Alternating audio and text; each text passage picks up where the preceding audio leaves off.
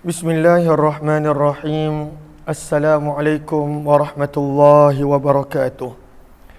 Bismillah, alhamdulillah, wassalatu wassalamu ala habibillah Sayyidina Muhammad ibn Abdillah wa ala alihi wa sahbihi wa mawalah. Subhanaka la ilma lana illa ma 'allamtana innaka antal alimul hakim. Wala haula wala quwwah إلا بالله العلي العظيم. اللهم رب اشرح لنا صدورنا ويسر لنا أمورنا واحلل عقدة من ألسنتنا يفقه أقوالنا. اللهم فقهنا في الدين وعلمنا التأويل برحمتك يا رب العالمين والحمد لله رب العالمين. Ahlan kepada sahabat-sahabat semua, selamat pagi, salam pertemuan dalam pembacaan kitab hadis Jami' Tirmizi. Ataupun apakah nama penuh dia? Siapa dah hafal? Pada muka surat yang ke-13 dah ada dah nama penuh dia. Kitab Al-Jami' Al-Mukhtasar. Lagi?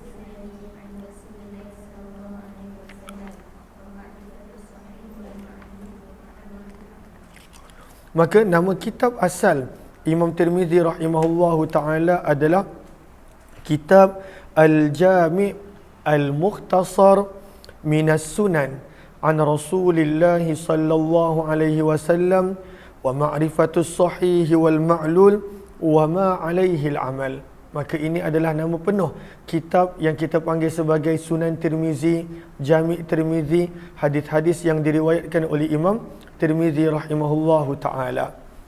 Maka kita telah tiba pada bab yang baru, bab berkenaan tentang wanita pun digalakkan untuk keluar ataupun wanita pun boleh keluar sewaktu solat hari raya.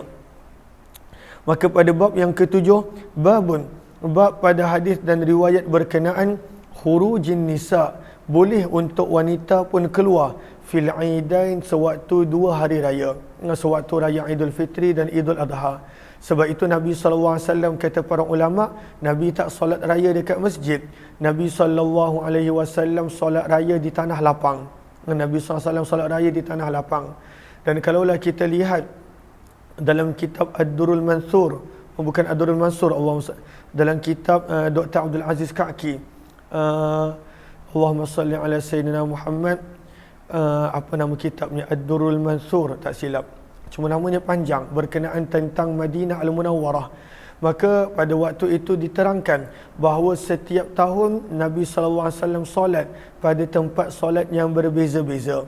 Setiap tahun nak meraihkan kabilah yang pelbagai, suku puak yang pelbagai di bumi Madinah. Maka Nabi SAW solat raya di tempat yang berbeza namun di tanah lapang, supaya wanita yang uzur pun boleh datang mendengar khutbah, supaya pada waktu itu kanak-kanak pun boleh datang mendengar khutbah. Maka inilah bab yang ketujuh, kata Imam Tirmizi, berkenaan tentang solat raya.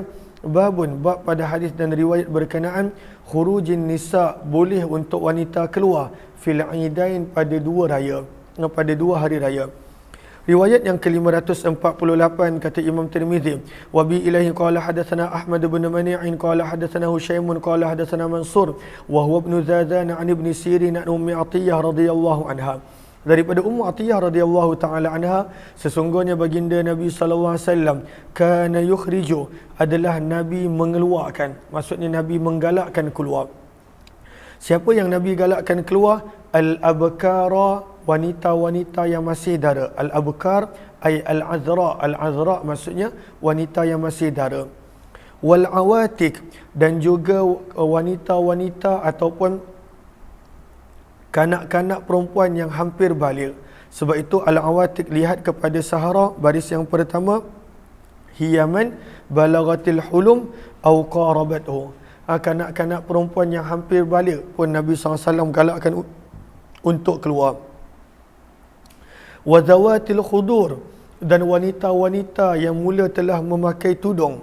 Al-khudur kita boleh lihat Sahara. Apakah maksud al-khudur? Al-khudur pada waktu itu ada dua. Satu bermaksud sitru, maksudnya tudung dan sebagainya.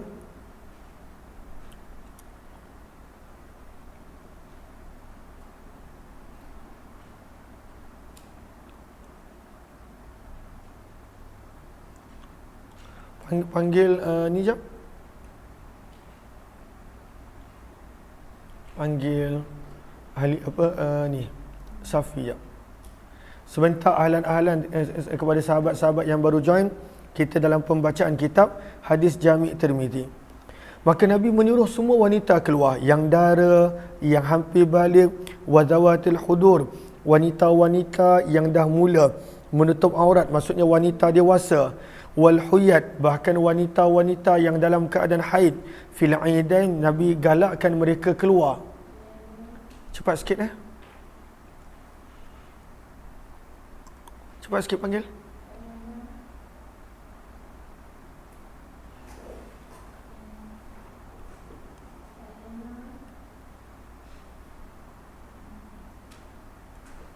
Sebentar sahabat-sahabat, ada panggilan masuk.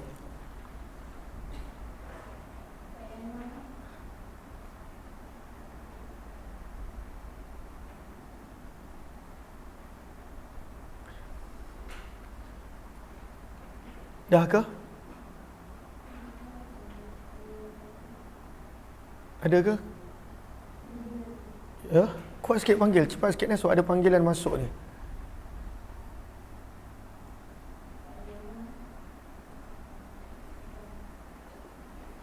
Ahlan-ahlan kepada sahabat-sahabat, kita sedang membaca hadis daripada kitab Tirmizi. Mohon jasa baik untuk bantu share, bantu untuk kongsi, bantu untuk sebar luas. Mudah-mudahan lebih ramai yang beroleh manfaat insya-Allah. Okey, sebentar sebab ada panggilan masuk dekat phone yang buat live ni kepada sahabat-sahabat yang bersama. Dia call banyak kali ni. Ahli ni. Kat sini cepat sikit call break ni. Maklumkan kat dia. Okey. Allahumma salli ala habibina Muhammad. Kita baca balik daripada awal hadis.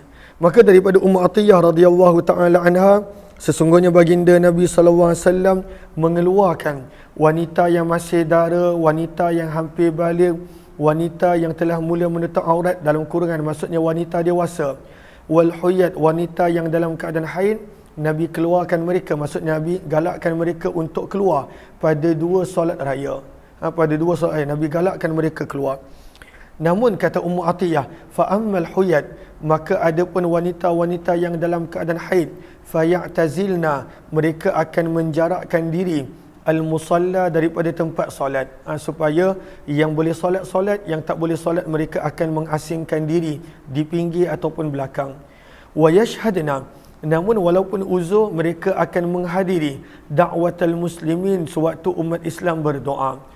Qalat ihdahunna, maka telah berkatalah daripada salah seorang wanita, ya Rasulullah, wahai utusan Allah, illam yakul laha jilbab, jika ada wanita yang tidak ada jilbab. Jilbab maksudnya pakaian yang boleh dipakai untuk solat, yang menutup aurat. Maka Nabi SAW dalam nada menggalakkan mereka untuk keluar. Faltu'irha, maka sabda Nabi, maka hendaklah wanita yang tak ada jilbab, pakaian solat, hendaklah dia meminjam ukhtuha, daripada saudaranya. Maka hendaklah dia meminjam daripada saudaranya min jilbabiha, akan pakaian solat. Maka Nabi galakkan pada hari raya untuk wanita keluar. Maka sebab itu dalam mazhab Syafi'i, sunnah untuk para wanita pada waktu itu keluar. Tapi kadang-kala ialah sebab sibuk nak siapkan jamuan, sibuk nak memasak pagi raya, kadang-kala kita ambil ringan tentang sunnah ini. Maka sunnah untuk wanita keluar, siapa pun, kanak-kanak dan dewasa, ketika mana solat raya bersama dengan umat Islam yang lain. Kata Imam Tirmizi, wa bi ilaihi qala hadatsana Ahmad bin Mani'in qala hadatsana Husaim an Hisham bin Hassan an Hafsah binti Sirin an Ummi Atiyah radhiyallahu anha binahwihi, hadis yang sama cuma sanad yang berbeza. Kata Imam Tirmizi, dan di dalam bab ini ada riwayat daripada Abdullah bin Abbas radhiyallahu anhuma dan Jabir radhiyallahu anhum. Berkata Imam Tirmizi, hadis Ummu Atiyah adalah hadis yang hasan sahih. Wa qad dhahaba, dan sungguh telah mengambil pandangan ini sebahagian daripada ahli ilmu berdasarkan hadis ini, dan warakhasa, dan mereka memberikan kelonggaran lim nisa, kepada para wanita untuk keluar menunaikan dua solat raya. Namun kata Imam Tirmizi, wa karihahu, ada sebahagian daripada para ilmuwan mereka mengatakan makruh. Waruya, dan diriwayatkan ini daripada Abdullah bin Mubarak, kata Abdullah bin Mubarak, akrahul yauma, aku menganggap makruh wanita untuk keluar pada solat raya apabila pada waktu itu boleh mendatangkan fitnah dan sebagainya. Bukan fitnah apa? Maksudnya pada waktu itu jika keluar dalam keadaan terlalu menonjol, dalam keadaan terlalu bersolek, dalam keadaan terlalu pada waktu itu boleh menarik perhatian, maka sebahagian para ulama mengatakan makruh untuk wanita keluar untuk menunaikan solat raya. Maka kata Abdullah bin Mubarak, fa in abatil mar'ah, maka jika wanita enggan kecuali tetap nak keluar, maka hendaklah dia maka hendaklah pada waktu itu suaminya memberikan izin untuk dia keluar menunaikan solat, namun fi atmariha, pada pakaian biasa. Dia kadang-kala terlalu menonjol, terlalu bersolek, itu yang boleh menarik perhatian manusia. Maka kata Abdullah bin Mubarak, suami kalau pada waktu itu nak beri izin, suruh isteri-isteri pada waktu itu keluar dalam pakaian biasa. Wala tatazayyan, dan jangan berhias.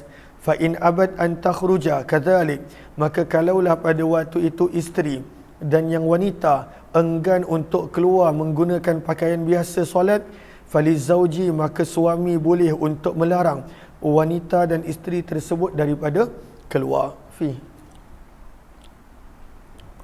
Huawei tak ada. Cuba kat atas awak. Hadis yang ke-549, kata Imam Tirmizi, dan diriwayatkan daripada Aisyah radhiyallahu taala anha di mana beliau berkata, "Lau ra'a Rasulullah sallallahu alaihi wasallam, kalaulah Nabi sallallahu alaihi wasallam melihat ma ahdatsan nas, apa yang wanita lakukan pada hari ini." Maksudnya pada zaman tersebut pun dah mula ada wanita-wanita yang bukan sahabat, mereka terlalu berpakaian menonjol, terlalu berhias ketika mana nak keluar solat, sehingga pada waktu itu menarik perhatian yang tak sepatutnya, dan pada waktu itu kadang-kala boleh mendatangkan fitnah yang tak sepatutnya. Maka kata Aisyah, kalaulah Nabi SAW melihat apa yang berlaku pada hari ini, nescaya baginda pasti akan melarang wanita daripada menghadiri masjid, kama seperti mana telah dilarang wanita-wanita Bani Israel. Kata Imam Tirmizi, dan diriwayatkan daripada Sufyan Ats-Tsauri, sesungguhnya beliau mengatakan makruh pada hari ini untuk wanita keluar ke tempat solat raya apabila pada waktu itu terlalu berhias, pakaian terlalu menonjol.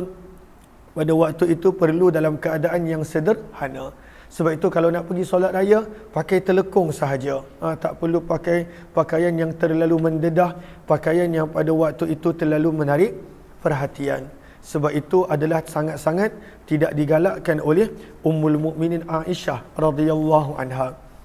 Muka surat 326, bab yang ke-8, kata Imam Tirmizi, babu ma jaa, bab pada hadis dan riwayat yang telah datang berkenaan khurujin Nabi sallallahu alaihi wasallam, keluarnya Nabi sallallahu alaihi wasallam ilal Eid, ke tempat solat raya, fi tariqin, menggunakan jalan yang lain, wa ruju'ihi min tariqin akhar, dan bila balik Nabi akan menggunakan jalan yang lain. Maka sunnah bila pergi solat raya, balik solat raya menggunakan jalan yang berbeza.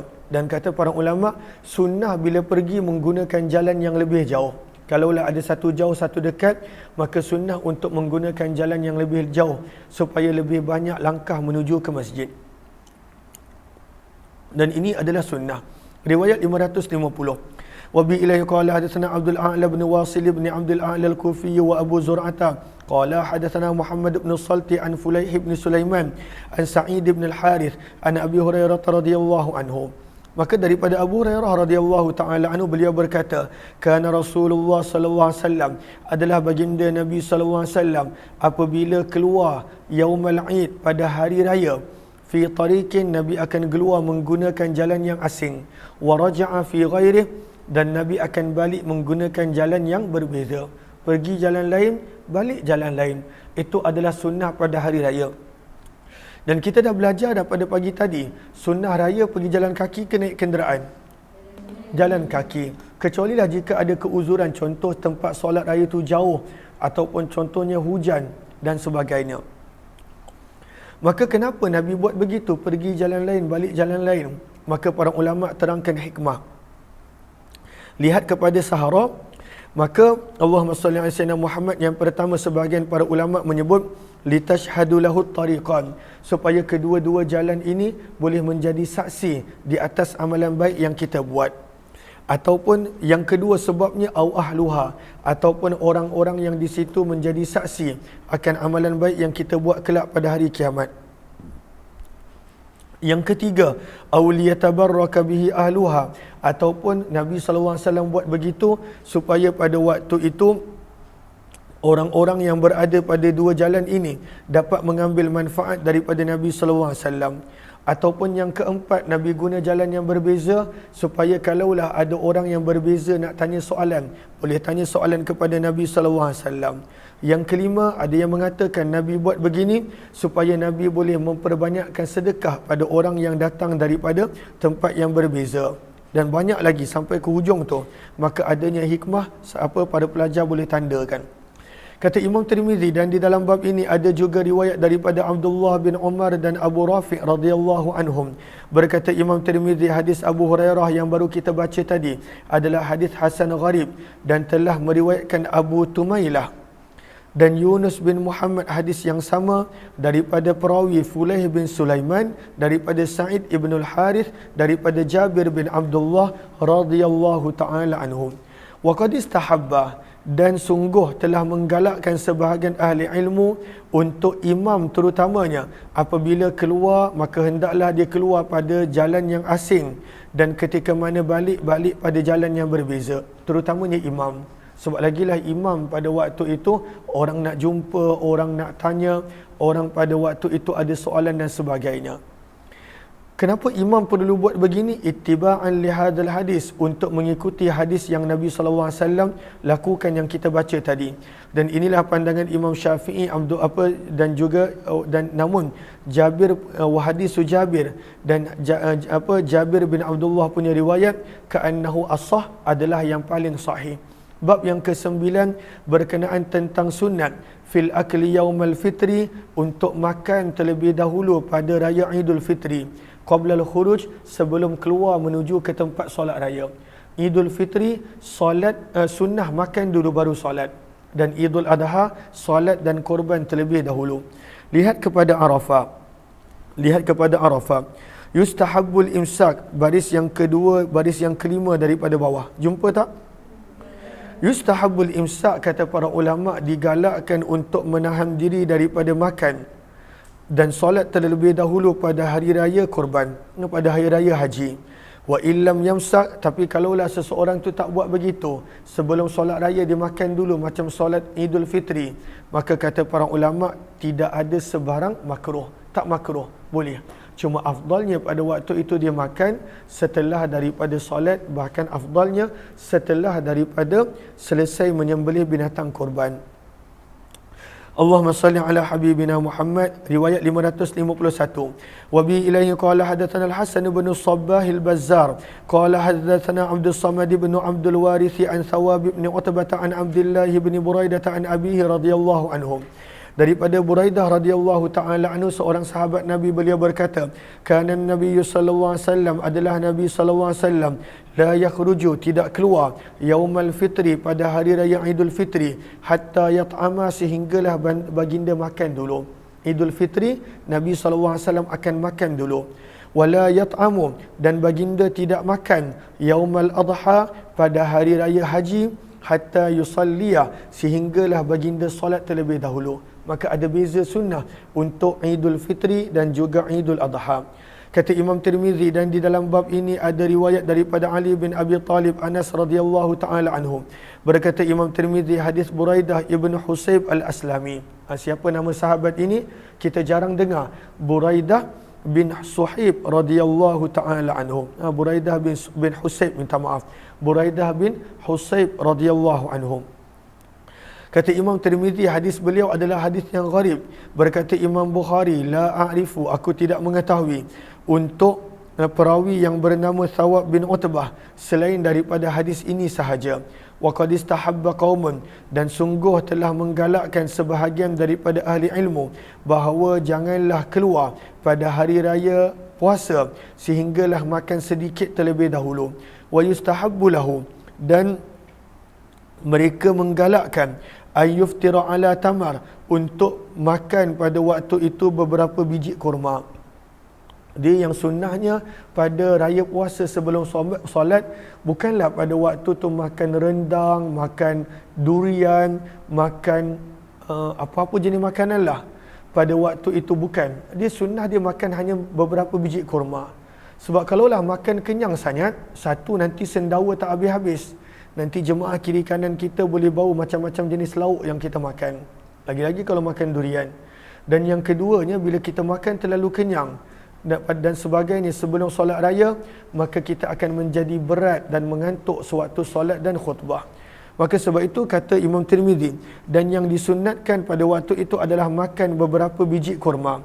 Wala yat'ama yaumal adha, dan tidak makan apa-apa pada hari raya haji sehinggalah balik daripada solat. Hadis yang ke-552. Wa bi ilaihi qala hadatsana Qutaibah qala hadatsana Husaim an Muhammad bin Ishaq an Hafs bin Ubaidillah bin Anas an Anas bin Malik radhiyallahu anhu. Daripada Anas bin Malik radhiyallahu taala anhu, sesungguhnya baginda Nabi sallallahu alaihi wasallam kana yuftiru, Nabi makan beberapa biji kurma pada hari raya puasa, Yaumul Fitri, qabla, sebelum ayakhruja, baginda keluar ilal musalla, ke tempat solat raya. Maka yang sunnahnya adalah makan beberapa biji kurma, 3 ataupun pada waktu itu beberapa biji yang kita rasa mencukupi. Berkata Imam Tirmizi, maka sunnah untuk makan kurma, bukan makan benda berat yang lain. Itu nanti selepas solat kita boleh buat. Berkata Imam Tirmizi, hadis ini adalah hadis hasan sahih gharib. Bab yang ke-6, tajuk besar yang ke-6 adalah berkenaan tentang abwabus safar, berkenaan tentang musafir. Maka musafir, Allahumma salli ala Sayyidina Muhammad, Allahumma salli ala Sayyidina Muhammad. Okey. Maka berkenaan tentang musafir, maka safara dalam bahasa Arab memberi maksud menonjolkan sesuatu, menzahirkan sesuatu, safar. Maka kenapa safar dipanggil safar, permusafiran dipanggil safar?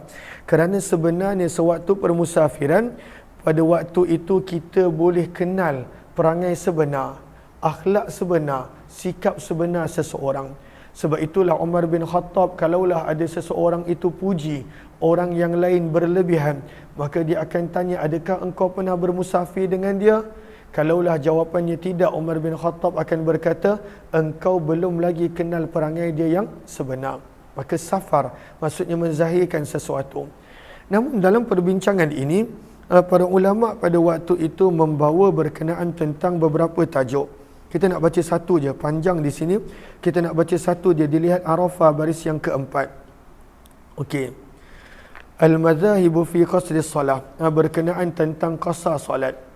Maka antara perbezaan pendapat dalam melihat kepada hadis-hadis Nabi SAW, jumpa tak? Baris yang keempat. Wal qasru wajib wal itmamu ghairu jaiz inda Abi Hanifah. Di sisi Imam Abu Hanifah, solat qasar adalah wajib, mesti. Dan tak ada pilihan untuk solat penuh 4 rakaat. Tak boleh. Ini pandangan Imam Abu Hanifah. Namun waqala Syafi'i, pada hujung baris yang keempat, dalam mazhab Syafi'i, maka pada waktu itu seseorang yang bermusafir, dia ada pilihan untuk pada waktu itu solat penuh ataupun pada waktu itu untuk solat qasar. Ada pilihan. Dan ini antara perbezaan pendapat daripada banyak lagi perbezaan pendapat-pendapat yang lain. Maka ini antara salah satu. Maka pada bab yang pertama, Imam Tirmizi membawakan tajuk Babut Taksiri fis Safar, bab pada hadis dan riwayat berkenaan boleh untuk solat qasar daripada 4 menjadi 2 sewaktu di dalam permusafiran. Riwayat 553. Wa bi ilayhi qala hadatsana Abdul Wahhab bin Abdul Hakam al-Warraq al-Baghdadi qala hadatsana Yahya bin Sulaiman bin Ubaidillah an-Nafi' an Ibn Umar radhiyallahu taala anhuma. Daripada Abdullah bin Umar radhiyallahu taala anhuma, beliau berkata, safartu, aku telah bermusafir ma'an Nabi sallallahu alaihi wasallam, bersama dengan baginda Nabi sallallahu alaihi wasallam, wa Abi Bakr wa Umar wa Uthman, dan bersama dengan Abu Bakar, Umar dan Uthman radhiyallahu anhum. Fakanu, maka adalah kesemua ini Nabi, Abu Bakar, Umar, Uthman radhiyallahu anhum, mereka yusalluna zuhra wal asra, mereka menunaikan solat zuhur dan asar, raka'ataini, dua rakaat. La yusalluna qablaha, mereka tidak menunaikan sebarang qabliyah sebelumnya, wala ba'daha, dan sebarang sunat ba'diyah selepasnya. Dan ini juga menjadi dalil untuk Imam Abu Hanifah bahawa ketika mana musafir tidak boleh solat qabliyah dan ba'diyah, tak boleh berdasarkan hadis ini. Dan sebab itu kata Abdullah bin Umar, "Lau kuntu musalliyan qablaha aw ba'daha." Kalaulah aku nak untuk solat qabliyah dan ba'diyah, la atmamtuha, baik aku tak payah solat qasar, baik pada waktu itu aku solat penuh. Maka kata-kata seperti ini Imam Abu Hanifah menerangkan bahawa ketika mana musafir pada waktu itu tak boleh ataupun tak dibenarkan untuk solat qabliyah dan ba'diyah. Sebab berdasarkan kata-kata Abdullah bin Umar, kalaulah aku nak solat qabliyah dan ba'diyah, baik aku solat penuh dan tak perlu nak solat qasar. Namun dalam mazhab Syafi'i boleh. Seseorang itu boleh menunaikan qabliyah dan ba'diyah sewaktu di dalam permusafiran. Kata Imam Tirmizi, dan di dalam bab ini ada juga riwayat daripada Umar, daripada Ali, daripada Abdullah bin Abbas, Anas bin Malik, Imran bin Husain dan Aisyah radhiyallahu taala anhum. Berkata Imam Tirmizi, hadis Abdullah bin Umar adalah hadis hasan gharib. Kami tidak mengetahuinya kecuali daripada hadis perawi yang bernama Yahya bin Sulaim seumpama ini. Berkata Imam Bukhari, dan sungguh telah diriwayatkan hadis ini daripada Ubaidullah bin Umar, daripada seorang lelaki daripada keluarga Suraqah, Ali daripada keluarga Suraqah, daripada Abdullah bin Umar radhiyallahu anhum. Berkata Imam Tirmizi, dan sungguh telah diriwayatkan daripada Atiyah Al-Aufi daripada Abdullah bin Umar, sesungguhnya Nabi sallallahu alaihi wasallam kana yatatawwa, Nabi pernah menunaikan solat nafil fi safari, pada waktu permusafiran, qabla solat, solat qabliyah sebelum solat, wa ba'daha, dan juga solat ba'diyah selepas solat. Maka ini menjadi dalil bahawa boleh untuk solat sunat ketika mana musafir. Imam Abu Hanifah kata tak boleh, kerana kalaulah nak solat qabliyah ba'diyah, baik tak ada keperluan buat qasar. Qasar itu tujuannya dibuat supaya pada waktu itu dapat meringankan orang yang pada waktu itu sedang bermusafir. Maka sebenarnya dalam mazhab Syafi'i boleh. Sebab tadi kita nampak riwayat Abdullah bin Umar juga, kata Abdullah bin Umar, Nabi pernah solat pada waktu permusafiran qabliyah dan ba'diyah sebelum dan selepas solat. Kata Imam Tirmizi, wa qad sahha, dan sungguh telah sabit dan sahih daripada Nabi sallallahu alaihi wasallam bahawa baginda pernah melakukan qasar di dalam permusafiran, dan Abu Bakar dan Umar serta Uthman pada permulaan pemerintahannya. Uthman bin Affan pada permulaan pemerintahan dia, pada waktu itu dia pun buat qasar sepenuhnya. Dan kemudian pada selepas daripada 6 tahun dia menjadi khalifah, Uthman bin Affan mula tak buat qasar, ketika mana dia bermusafir. Maka daripada sini Imam Syafi'i menjadikan dalil, sebenarnya pada waktu itu menunaikan 4 ataupun 2 rakaat adalah pilihan. Kalau nak solat 4 boleh, nak solat 2 pun boleh, daripada perbuatan Uthman dan Aisyah radhiyallahu taala anhum. Maka Uthman bin Affan hanya pada awal pemerintahannya sahaja dia solat pada waktu itu qasar pada setiap kali musafir. Wal amalu ala hadza, dan beramal pada hadis ini di sisi majoriti ahli ilmu daripada kalangan sahabat Nabi dan selain daripada mereka. Wa qad ruwiya, dan sungguh telah diriwayatkan daripada Aisyah radhiyallahu taala anha juga, sesungguhnya Aisyah akan menyempurnakan 4 rakaat solat pada waktu permusafiran. Maka perbuatan Aisyah dan Uthman menjadi dalil dan sandaran untuk mazhab Syafi'i bahawa sebenarnya solat sunat musafir itu adalah pilihan. Nak solat qasar boleh, nak solat tamam pun pada waktu itu adalah boleh. Jelas ke jelas? Okey. Wal amalu, dan kata Imam Tirmizi, dan beramal di atas riwayat Aisyah tadi, di sisi wal amalu ala hadza, dan beramal atas apa yang telah diriwayatkan daripada Nabi sallallahu alaihi wasallam dan para sahabatnya bahawa boleh untuk qasar dan juga tamam. Inilah pendapat Imam Syafi'i, Imam Ahmad dan juga Ishaq bin Rahwayh rahimahumullahu taala. Illa, kecuali anna Syafi'i, Imam Syafi'i berkata at-taqsiru rukhsah, bahawa solat qasar itu adalah rukhsah, adalah kelonggaran ketika mana bermusafir. Maka jika seseorang itu menyempurnakan solat dia, ajza'a anhu, mencukupi perbuatan tersebut. Riwayat yang ke-554, wa bi ilahi qala hadatsana Ahmad bin Mani in qala hadatsana Husaim qala hadatsana Ali bin Zaid bin Jud'an an Abi Nadrata qala su'ila Imran bin Husain, telah ditanya kepada sahabat Nabi Imran bin Husain radhiyallahu taala anhu berkenaan tentang solat musafir. Maka kata Imran bin Husain, aku pernah melakukan haji bersama Nabi sallallahu alaihi wasallam, fa shalla rak'atain, maka Nabi telah melakukan solat 2 rakaat untuk zuhur dan asar serta isyak.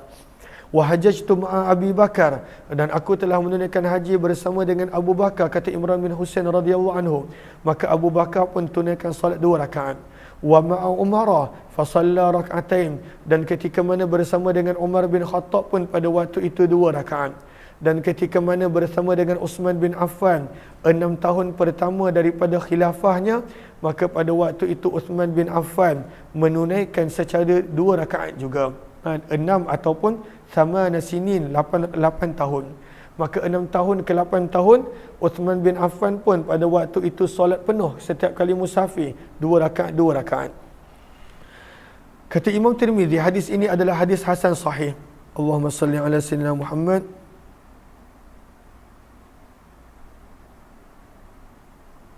Okey. Riwayat yang ke-555. Wa bi ilahi qala hadatsana Qutaibah qala hadatsana Sufyan bin Uyainah an Muhammad bin al-Munkadir wa Ibrahim bin Maisarah annahuma. Maka Muhammad bin Munkadir dan Ibrahim bin Maisarah kedua-duanya telah mendengar Anas bin Malik radhiyallahu taala berkata, sallaina ma'an Nabi sallallahu alaihi wasallam, kami telah solat zuhur bersama dengan Nabi di Madinah 4 rakaat. Maka kami bila kat Madinah kami solat 4 rakaat. Tapi bila kami keluar untuk bermusafir daripada Madinah, wa bi Dzul Hulaifah, bila kami berada di Dzul Hulaifah, maka Nabi telah solat asar 2 rakaat. Maka lihat kepada Sahara, maka dekat Madinah berapa rakaat Nabi solat? Kat Madinah berapa rakaat? Dekat Dzul Hulaifah Bir Ali 2. Maka di sini sebenarnya ada istilal di sini. Maka lihat kepada Arafah baris yang ke-5. Jumpa tak? Okey, maka di sini kata para ulama, berdasarkan hadis yang kita baru baca tadi, Nabi nak pergi Mekah sebenarnya dalam hadis ni. Tapi bila Nabi kat Madinah, Nabi solat 4. Bila Nabi dah keluar daripada Madinah dan dah tiba di Dzul Hulaifah, walaupun belum sampai ke Mekah, Nabi SAW telah solat 2. Nabi buat qasar. Maka ini menjadi dalil kita lihat innal musafira, sesungguhnya musafir hanya menjadi musafir ba'dan fisalihi min abniyatil Misr, apabila dia telah berpisah daripada binaan-binaan negeri dia. Contohnya saya bila keluar daripada Shah Alam, barulah dikira sebagai musafir. Selagi mana dekat dalam Shah Alam, dekat rumah, maka pada waktu itu kena solat penuh ketika mana nak solat. Ini dalam mazhab Syafi'i. Bal hadzal hadis, bahkan hadis yang kita baru baca tadi, Nabi nak pergi kat Mekah, tapi waktu zuhur sewaktu masih di Madinah, Nabi solat penuh. Ketika mana dah tiba di Bir Ali Dzul Hulaifah, baru pada waktu itu Nabi solat dengan qasar. Kemudian disebutkan di sini, Allahumma salli ala sayyidina Muhammad. Okey, wala yajuzu, dan tidak boleh hadis ini dijadikan sebagai dalil bahawa boleh untuk solat qasar walaupun pada waktu itu jarak permusafiran yang dekat. Oh boleh, sebab Nabi dekat Dzul Hulaifah dah buat. Kenapa tak boleh dijadikan dalil? Kerana hadis ini dengan jelas menyebut fa inna Dzul Hulaifah lam yakun muntahal qasar, kerana Nabi bukan nak menuju ke Dzul Hulaifah, Nabi nak pergi Mekah. Tapi bila dah keluar daripada Madinah, tiba di Zulhulaifah, maka pada waktu itu Nabi SAW mulakan qasar. Maka ini dalil untuk mazhab Imam Syafi'i rahimahullahu ta'ala anhu juga. Okey. Allahumma salli ala, maka Nabi solat di Madinah 4 rakaat dan di Zulhulaifah asar sebanyak 2 rakaat. Maka kalaulah ada orang baca dekat Madinah 4 rakaat sahaja, kat situ yang keluarnya pandangan, oh dekat dalam rumah lagi dah boleh mula qasar. Padahal dia kena keluar daripada tempat tinggal dia, bandar dia, barulah boleh mula untuk buat qasar. Hadis yang ke-556. Wa bi ilayhi qala hadatsana Qutaibah qala hadatsana Hushaimun an Mansur ibn Zadan an ibn Sirin an ibn Abbas radhiyallahu anhuma anna Nabi SAW, daripada Abdullah bin Abbas radhiyallahu taala anhuma, sesungguhnya baginda Nabi SAW telah keluar daripada Madinah ke Mekah. Sebab itu riwayat yang lain ini menjadi sokongan sebenarnya Nabi nak pergi ke Mekah, bukan nak pergi Zulhulaifah. La yakhafu illa rabbal alamin, Nabi tidak takut sesiapa kecuali hanya Allah. Maka Nabi telah solat 2 rakaat di Zulhulaifah. Kata Imam Tirmizi, hadis ini adalah hadis yang sahih. Bab yang kedua berkenaan tentang solat. Kata Imam Tirmizi, babu ma jaa fi kam tuqsaru solah. Bab pada hadis dan riwayat yang telah datang berkenaan berapakah kadar pada waktu itu solat boleh diringkaskan. Berapakah kadar? Maka pada waktu itu berbeza pendapat. Dalam mazhab Syafi'i, pada waktu itu di antara 75 hingga 90 lebih. Ada yang mengatakan 75, ada yang mengatakan 82 dan sebagainya. Maka ada beberapa perbezaan pendapat. Kerana pada waktu itu perkiraan pada waktu itu membawa kepada hasil dan natijah yang berbeza.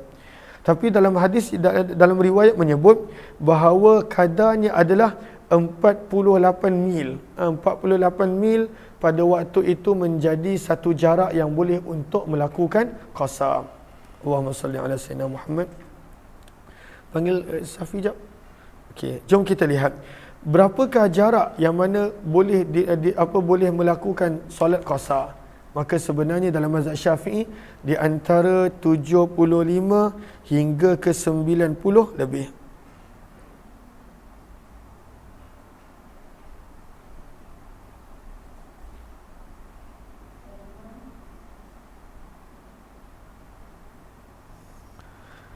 Allahumma salli ala sayyidina Muhammad. Sebentar.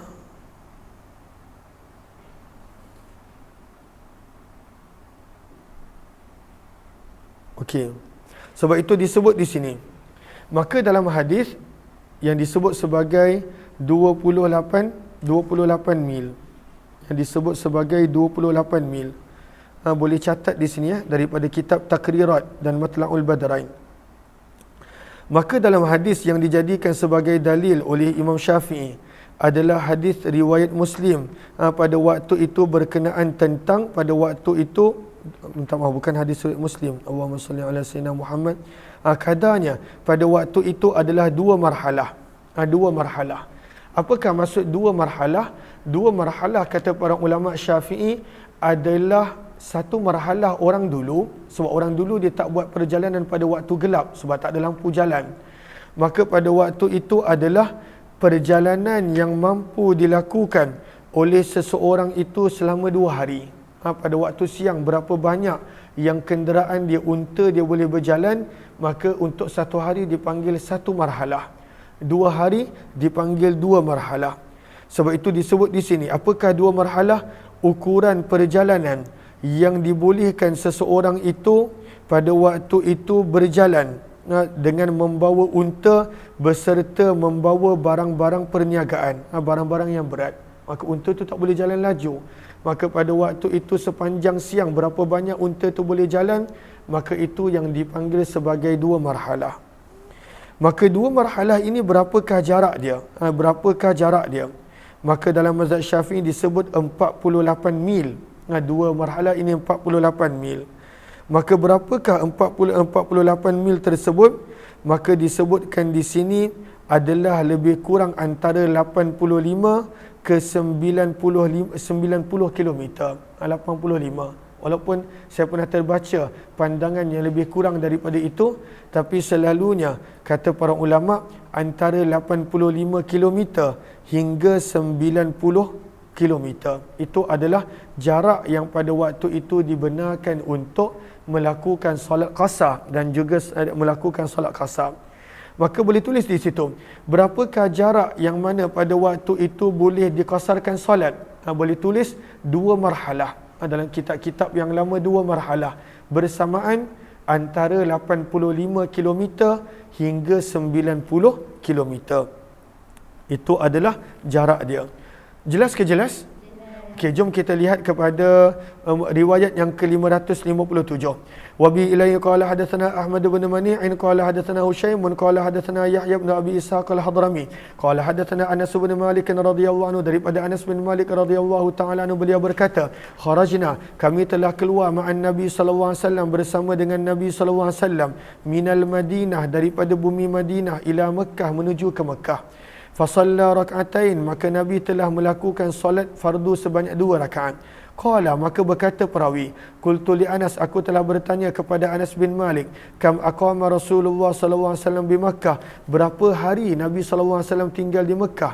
Qala, maka berkata pada waktu itu Anas bin Malik, asyra, selama 10 hari. Ini isu lain pula. Berapa harikah seseorang itu boleh qasar? Maka lihat kepada Arafah muka surat sebelum ini, baris yang ke-5 daripada bawah. Baris yang ke-5 daripada bawah. Maka Allahumma salli ala sayyidina, minta maaf, baris yang ke-2 daripada bawah. Maka seseorang itu dia boleh untuk berterusan sepanjang perjalanan, tak ada masalah. Sepanjang perjalanan, bila perjalanan itu 85 km ke atas, walaupun hari perjalanan dia 2 hari sekalipun. Contohnya nak pergi New York 2 hari, tukar flight dan sebagainya, maka sepanjang dalam perjalanan boleh qasar dan jamak, itu tak ada masalah. Tapi bila dah sampai ke tempat yang dituju, maka berapa hari yang pada waktu itu boleh, daripada sudut pandangan para ulama fiqh. Maka Imam Syafi'i menyebut, jumpa kedua baris daripada bawah, maka Imam Syafi'i menyebut apabila kurang daripada 4 ayam, kurang daripada 4 hari.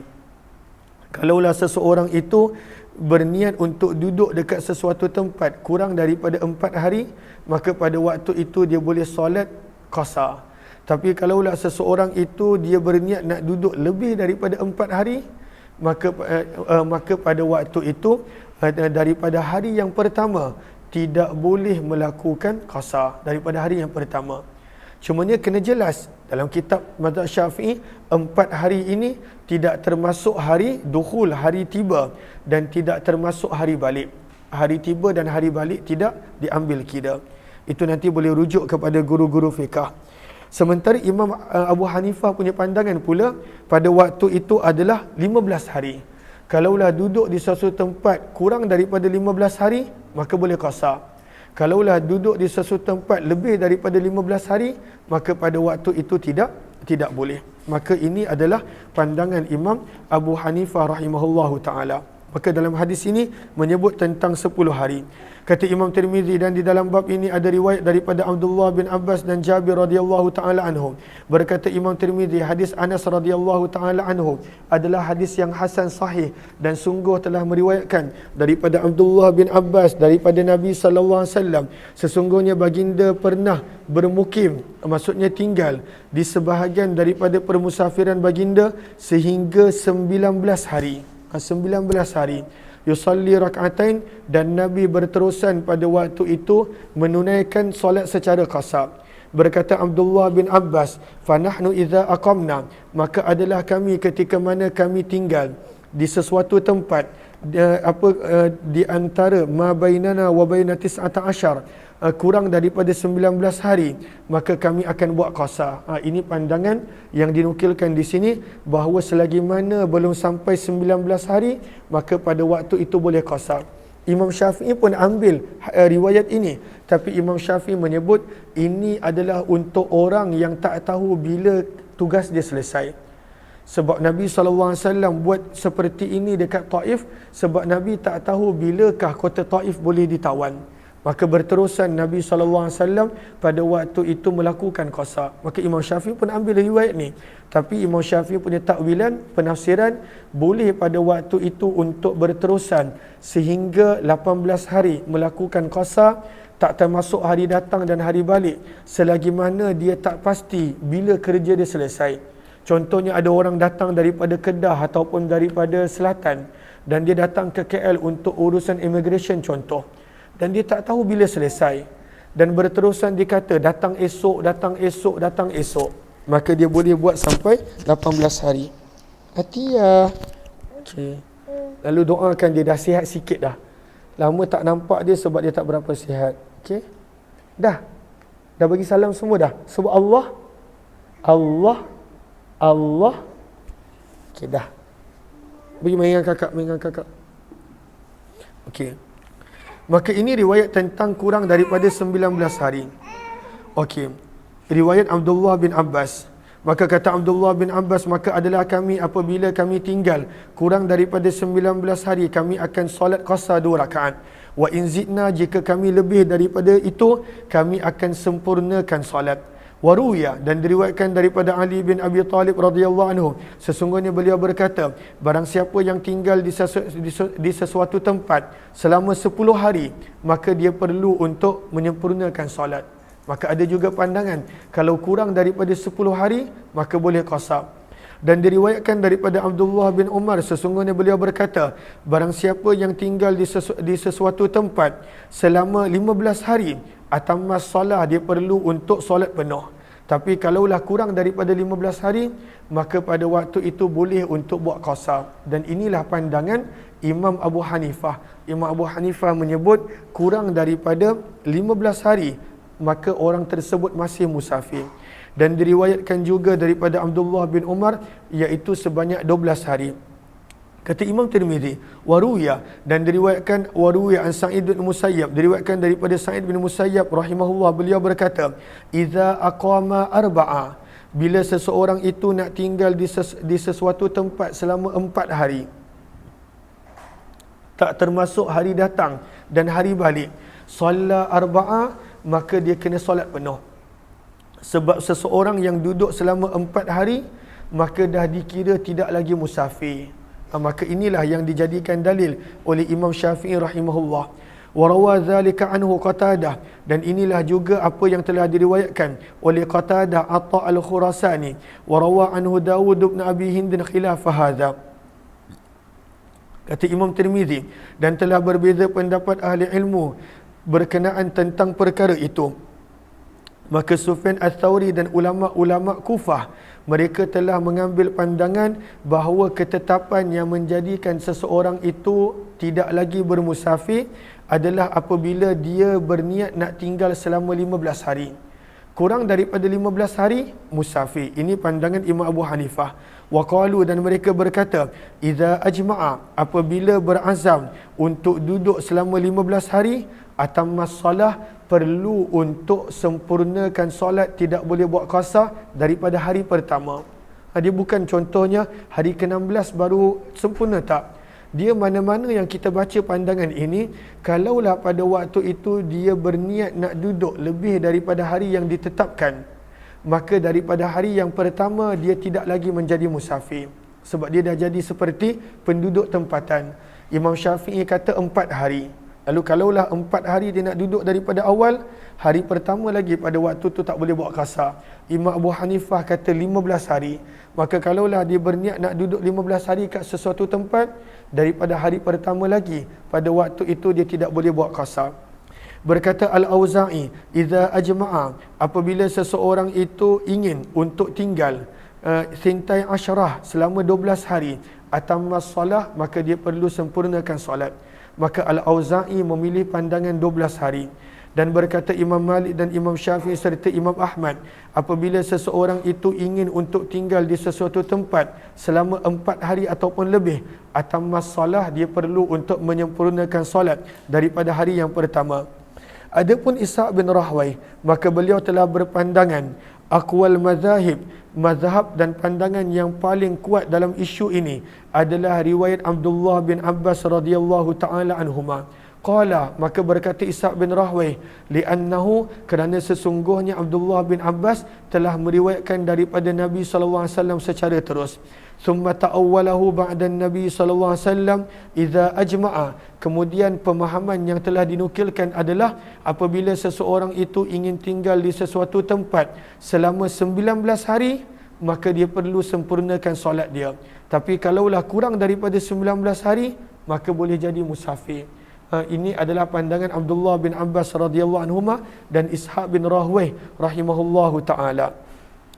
Seterusnya, summa ajma'a ahlul ilmi, kemudian bersepakat ahli ilmu bahawa sesungguhnya untuk musafir mereka boleh menunaikan qasar selagi mana pada waktu itu mereka tidak berniat untuk tinggal di tempat tersebut. Wa in ata alaihi sinun, walaupun berlalu kepada mereka bertahun-tahun. Maksudnya seseorang yang tinggal secara nomad, dia asyik berpindah aja. Dia duduk kat sini sekejap pindah, duduk kat sini sekejap pindah, duduk kat sini sekejap pindah. Maka kalaulah dia hidup macam tu bertahun-tahun, dia tak pernah duduk dekat satu tempat lama, maka dia boleh buat qasar selama-lamanya. Saya minta sahabat-sahabat doakan saya.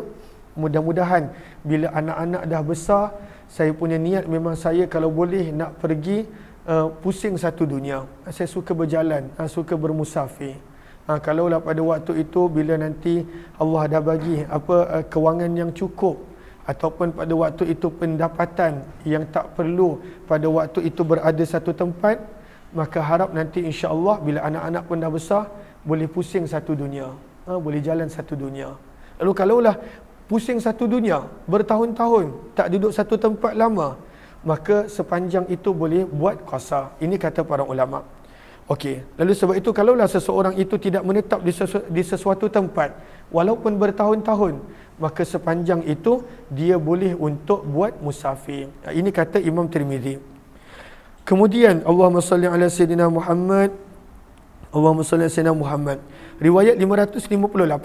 Wa bi ilaihi qala hadatsana Hannad dan qala hadatsana Abu Muawiyah an Asim bin al-Ahwal an Ikrimah an Ibn Abbas radhiyallahu anhuma qala, daripada Abdullah bin Abbas radhiyallahu taala anhuma beliau berkata, safara Rasulullah sallallahu alaihi wasallam, Nabi sallallahu alaihi wasallam telah melakukan satu perjalanan permusafiran.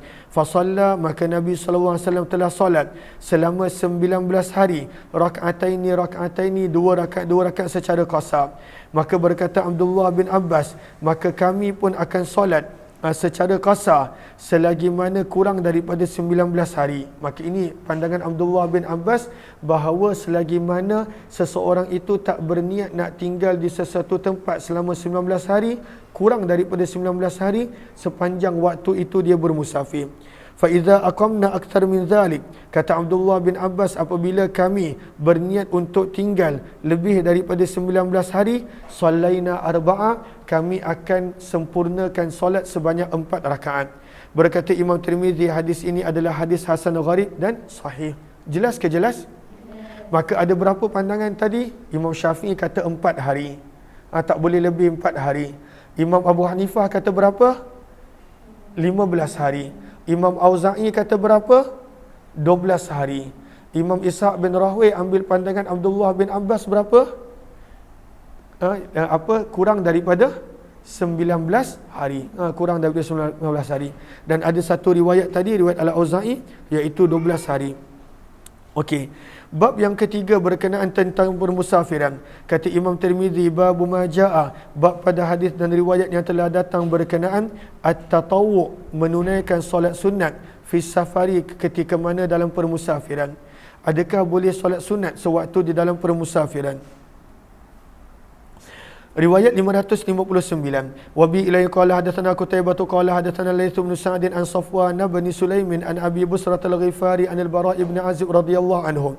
Daripada sahabat Nabi Bara' bin Azib radhiyallahu taala anhu, beliau berkata, sahibtu Rasulullah sallallahu alaihi wasallam, aku telah menemani Nabi sallallahu alaihi wasallam sebanyak 18 permusafiran, 18 safara. Kata Bara' bin Azib, aku teman Nabi, bersama dengan Nabi sebanyak 18 permusafiran. Fama ra'aituhu, kata Bara' bin Azib, aku tidak pernah melihat Nabi taraka, meninggalkan ar-rak'ataini, 2 rakaat, idza zaghatis syamsu qabla adh-dhuhri, ketika mana tergelincirnya matahari sebelum masuknya fardu zuhur.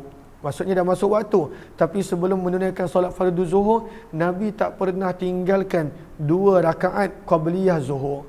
Walaupun ketika mana musafir, maka daripada ini menjadi dalil untuk mazhab Syafi'i, sebenarnya seseorang itu dalam permusafiran dia boleh untuk menunaikan solat-solat nafil dan sunat termasuk qabliyah dan ba'diyah.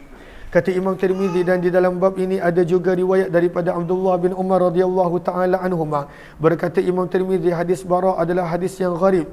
Qala, berkata Imam Tirmizi, wa sa'altu Muhammada, dan aku pernah bertanya kepada Imam Bukhari tentang riwayat ini.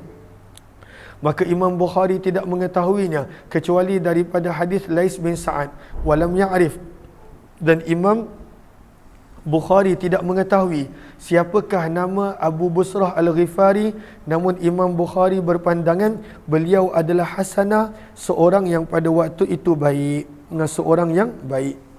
Okey. Kenapa Atiyah? Allahumma salli ala sayyidina Muhammad.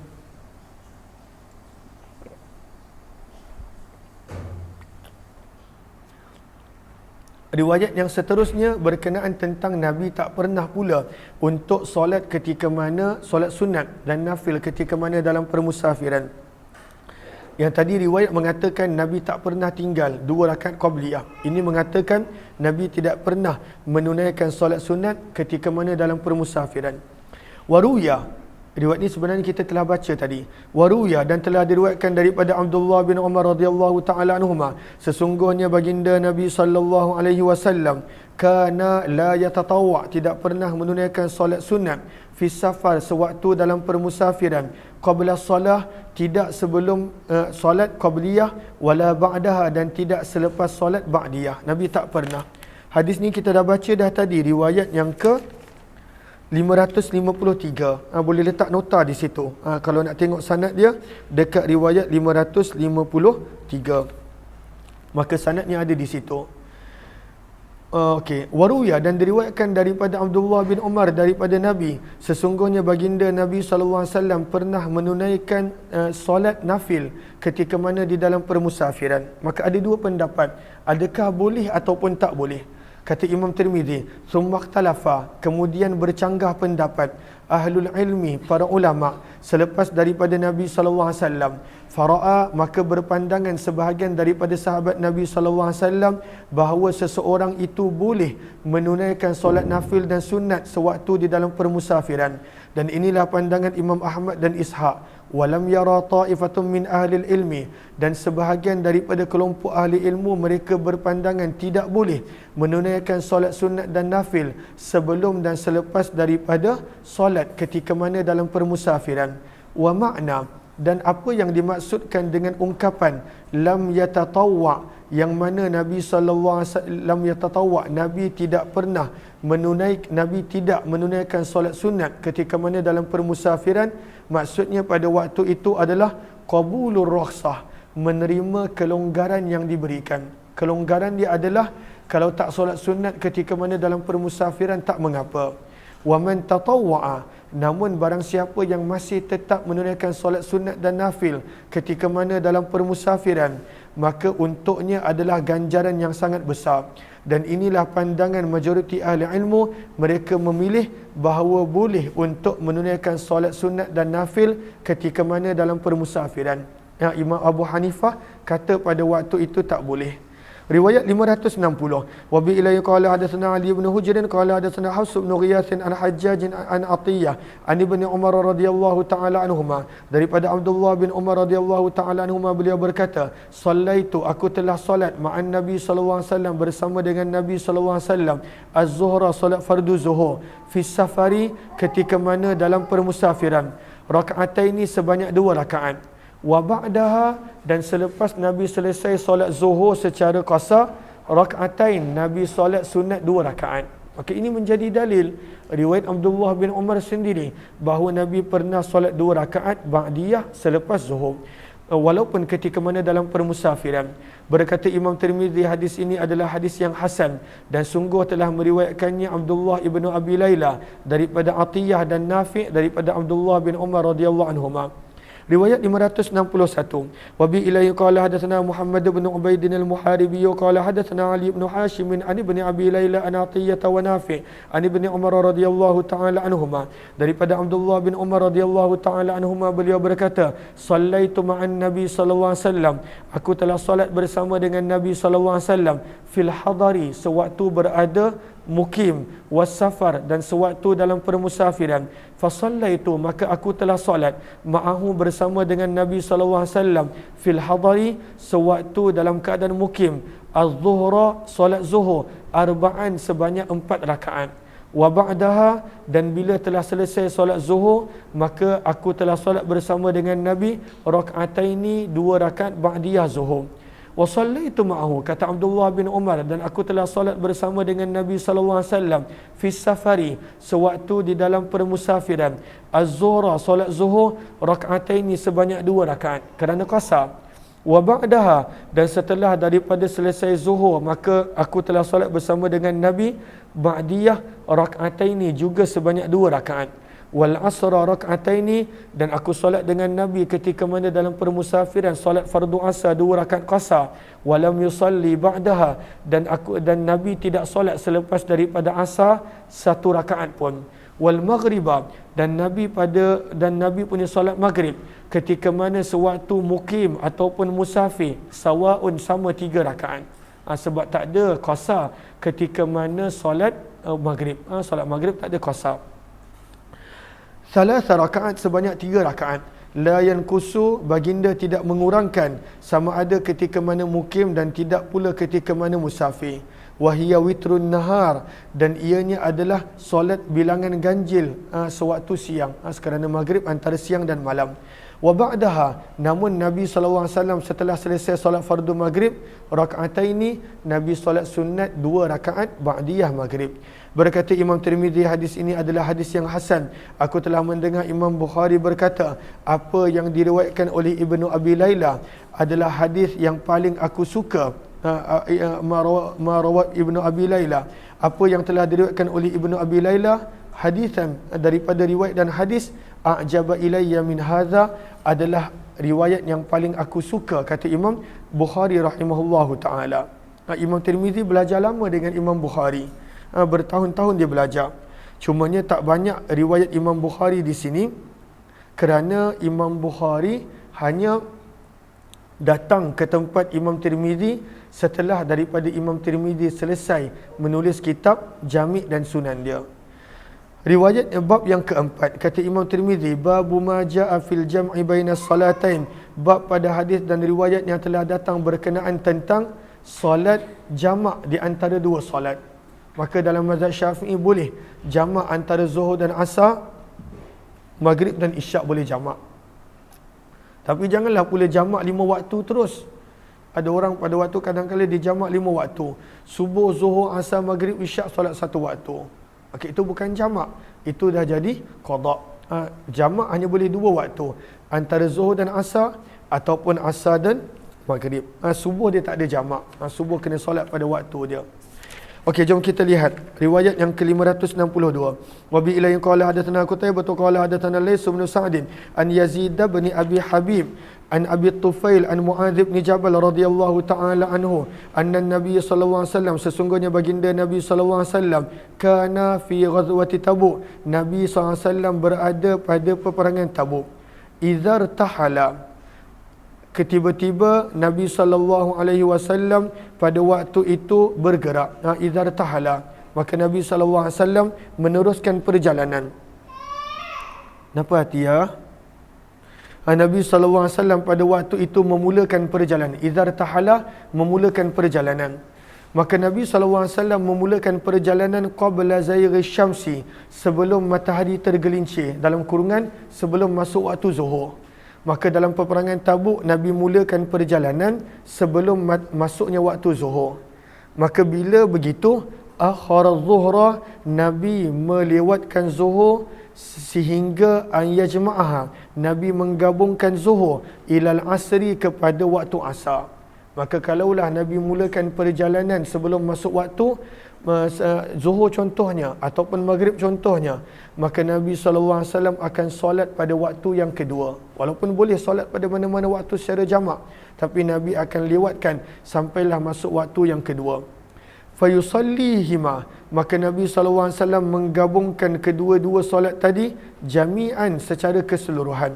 Wa idhar tahala, dan apabila baginda memulakan perjalanan ba'da zairi syamsi, setelah daripada matahari tergelincir, maksudnya setelah daripada masuknya waktu zuhur, ajjalal asra, maka Nabi SAW akan menyegerakan solat fardu asar ila zuhri, dan akan gabungkan dengan zuhur. Maka Nabi buat jamak takdim kalaulah pada waktu itu nak bergerak selepas daripada zuhur. Thumma sara, kemudian barulah Nabi meneruskan perjalanan. Wa kana idza tahala, dan apabila baginda Nabi SAW sedang bermusafir qabla al-maghrib, sebelum daripada waktu maghrib, maka Nabi akan melewatkan maghrib sehingga Nabi hatta yusalliyaha, sehingga Nabi SAW menunaikan solat maghrib tersebut bersama dengan isyak pada waktu isyak. Wa idhar tahala, dan apabila baginda memulakan perjalanan selepas daripada maghrib, ajjalal isyak, Nabi akan melewatkan isyak, maka Nabi akan menyegerakan isyak, lalu Nabi akan solat isyak pada waktu maghrib. Maka Nabi buat jamak takdim. Kalaulah perjalanan bermula sebelum waktu pertama, maka Nabi akan solat jamak takhir. Kalaulah perjalanan bermula setelah waktu pertama, maka Nabi akan buat jamak takdim. Jelas ke jelas? Okey. Kata Imam Tirmizi, dan di dalam bab ini ada juga riwayat daripada, okey, boleh lihat sahara. Okey, lihat sahara baris yang pertama. Imam Syafi'i menyebut boleh untuk buat jamak. Boleh, jamak takdim dan takhir. Wala yujma'u indana fi safarin. Imam Abu Hanifah kata tidak boleh buat jamak di sisi mereka. Tidak ada jamak. Yang boleh jamak adalah jamak suwari. Apakah jamak suwari? Solat yang pertama dilewatkan dan dibuat di hujung waktu, dan solat yang kedua dibuat seawal mungkin bila sahaja masuk waktu. Jamak suwari boleh, tapi tidak ada jamak seperti mana yang Imam Syafi'i sebut, yang kita biasa dengar dan buat. Okey, Allahumma salli ala sayyidina Muhammad.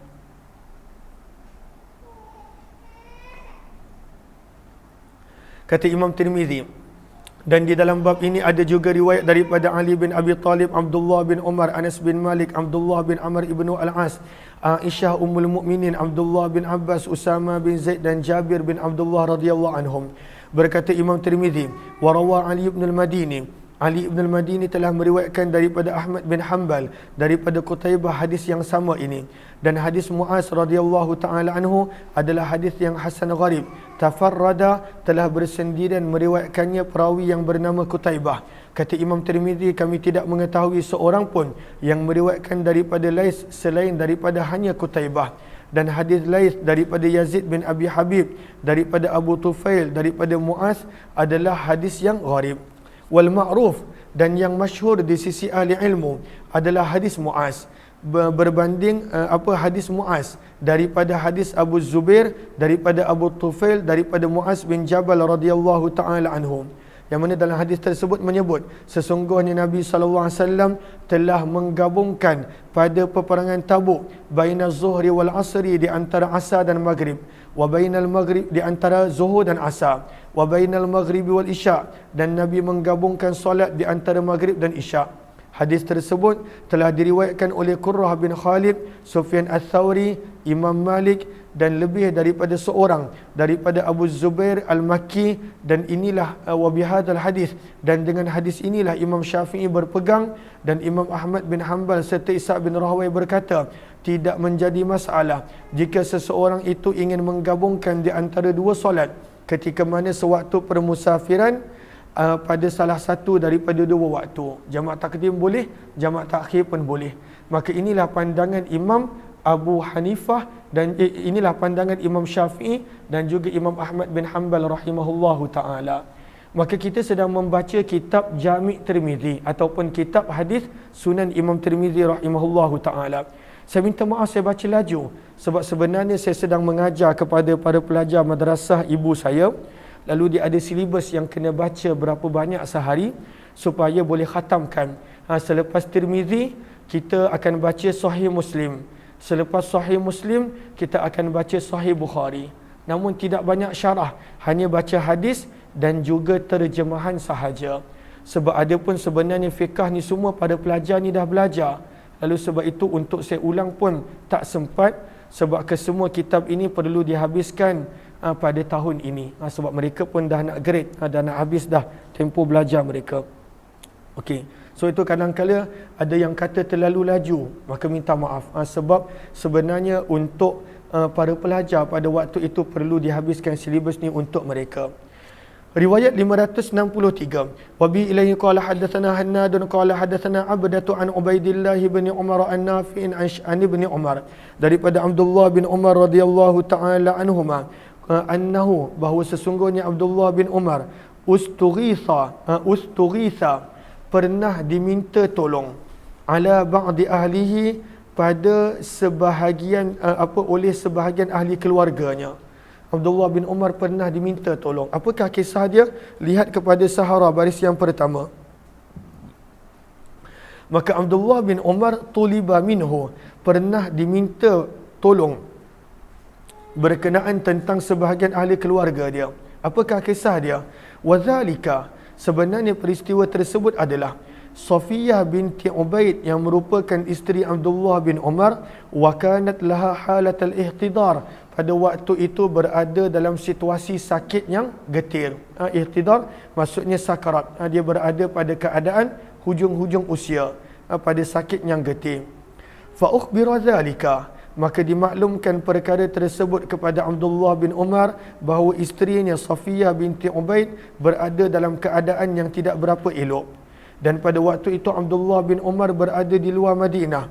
Fajadda bihi sayr wa ajjala fil wusul, maka Abdullah bin Umar telah menyegerakan perjalanan dia, dan pada waktu itu berusaha untuk segera sampai ke Madinah supaya dia boleh bertemu dengan isterinya ketika mana dalam keadaan sakit yang getih tersebut.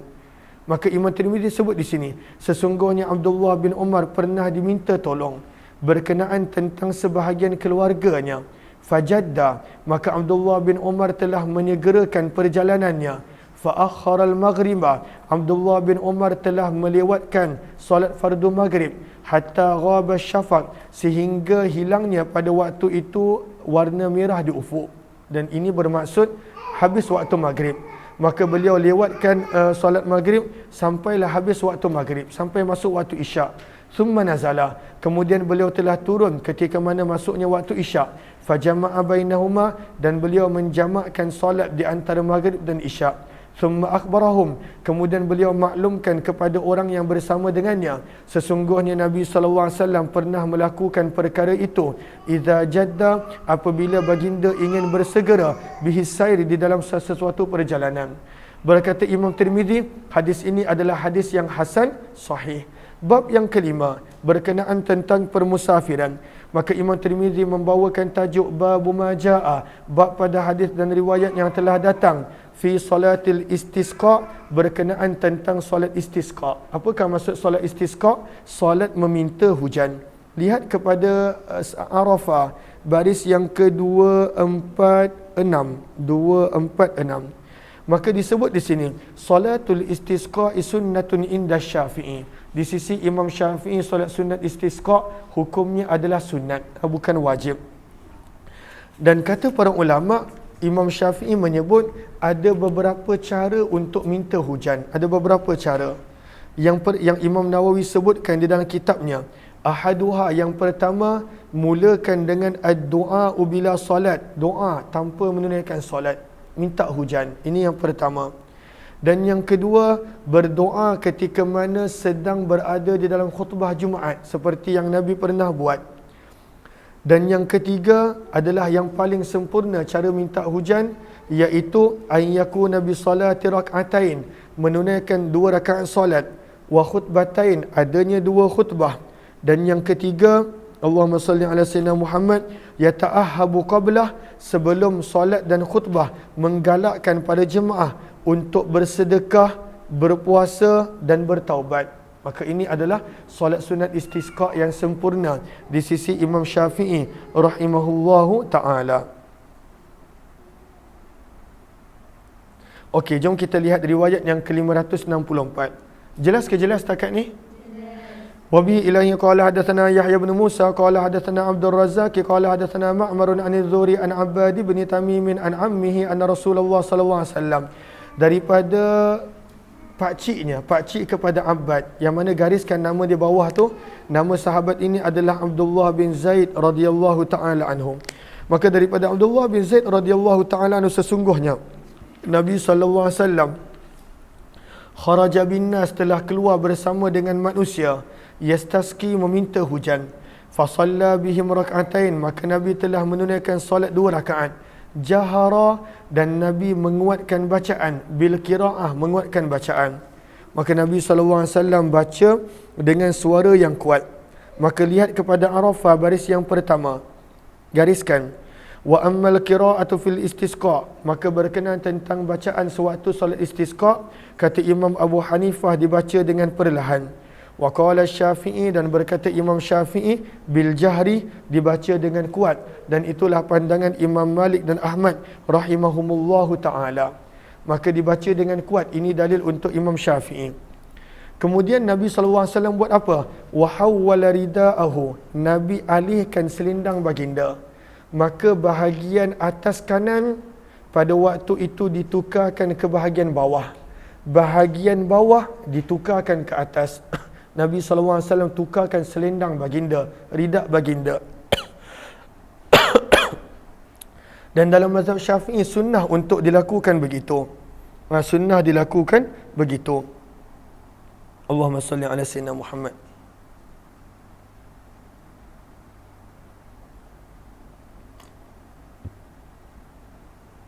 Lihat kepada Arafah, baris yang ketiga.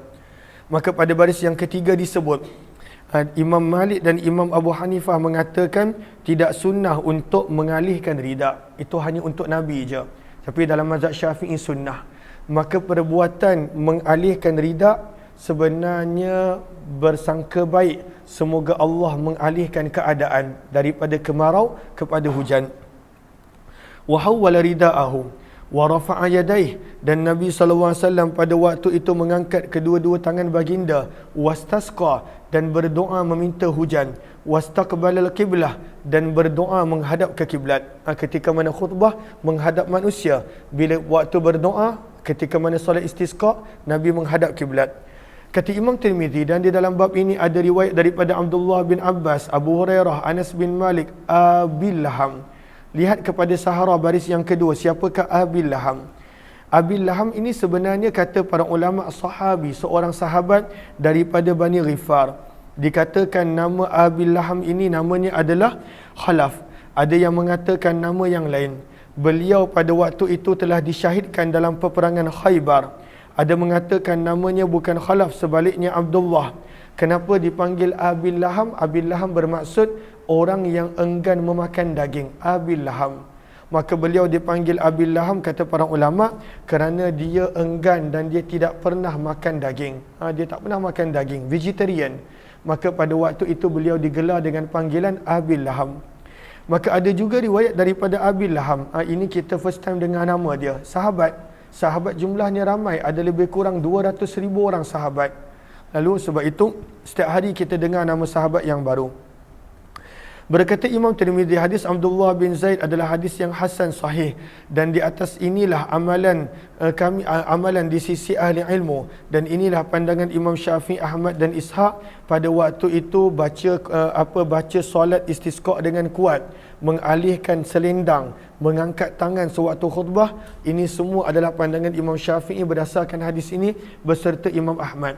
Sementara itu dan juga Imam Ishaq, wasmu ammi Abbad, dan nama kepada perawi pakcik Abbad bin Tamim adalah Abdullah bin Zaid bin Asim Al-Mazini radhiyallahu taala anhu. Riwayat yang ke-565. Kata Imam Tirmizi, wa bi ilayhi qala hadatsana Qutaibah qala hadatsana Laisu an Khalid bin Yazid an Sa'id bin Abi Hilal an Yazid bin Abdullah an Umair maula Abi Laham an Abi Laham, daripada sahabat Nabi Abu Laham, namanya Khalaf ataupun siapa tadi namanya? Abdullah, Khalaf ataupun yang kedua siapa? Abdullah. Maka daripada beliau, sesungguhnya beliau telah melihat Nabi SAW inda ahjari Zaid, di sisi batu-batu Az-Zaid. Di sini sebenarnya nama tempat yang dipanggil Ahjaru Zaid. Lihat kepada Sahara, baris yang keempat, maudi'un dakhilul Madinah. Ahjaru Zaid bermaksud batu-batu yang dilumuri dengan minyak zaitun, sebenarnya nama tempat. Sumiat, dinamakan pada waktu itu dengan batu-batu yang berlumuran minyak zaitun, lisawadi ahjariha, kerana batu-batu di situ hitam dan pada waktu itu ianya seolah-olah dilumuri dengan minyak zaitun. Nama tempat tersebut Ahjaru Zaid. Maka kata Abu Laham, aku telah melihat Nabi SAW di tempat yang bernama Ahjaru Zaid, yastaski, meminta hujan, berdoa meminta hujan. Wahuwa muqni'un, dalam keadaan Nabi SAW mengangkat bikaffaihi, kedua tapak tangan baginda, yad'u, sambil berdoa. Nabi SAW angkat tangan pada waktu itu berdoa. Okey. Allahumma salli ala sayyidina Muhammad. Berkata Imam Tirmizi, kaza, begitulah apa yang telah diriwayatkan oleh Qutaibah di dalam hadis ini daripada Abu Laham, dan kami tidak mengetahui untuk Abu Laham daripada Nabi SAW sebarang hadis yang lain kecuali hanya hadis ini. Wa Umair, dan perawi yang bernama Umair adalah maula, hamba yang telah dimerdekakan oleh Abu Laham, sungguh telah meriwayatkan daripada Nabi SAW beberapa hadis, dan Umair ini adalah suhbah, adalah salah seorang daripada sahabat Nabi SAW. Riwayat 566, wa bi ilayhi qala hadatsana Qutaibah qala hadatsana Hatim bin Ismail an Hisham bin Ishaq wa huwa bin Abdullah bin Kinanah an abihi qala, daripada ayahnya pada waktu itu beliau berkata, arsalanil Walid bin Uqbah, Walid bin Uqbah telah menghantar aku, dalam keadaan beliau adalah amir di Madinah. Beliau telah menghantar aku untuk berjumpa Abdullah bin Abbas, bertanya kepada Abdullah bin Abbas tentang istisqa, bagaimana Nabi SAW meminta hujan. Fa'ataituhum, maka kata perawi Hisham bin Ishaq, maka berkata perawi Ishaq bin Abdullah, maka berkata perawi Ishaq bin Abdullah, maka aku pun telah pergi kepada Abdullah bin Abbas radhiyallahu taala anhu. Maka Abdullah bin Abbas radhiyallahu anhuma menjawab, sesungguhnya Nabi SAW kharaja, telah keluar, mutabazzilan, memakai pakaian biasa, mutawadi'an, penuh dengan rasa tawaduk, rendah diri, mutadarri'an, dalam keadaan pada waktu itu takut kepada Allah Subhanahu wa taala, mutawadi'an. Allahumma salli ala sayyidina Muhammad.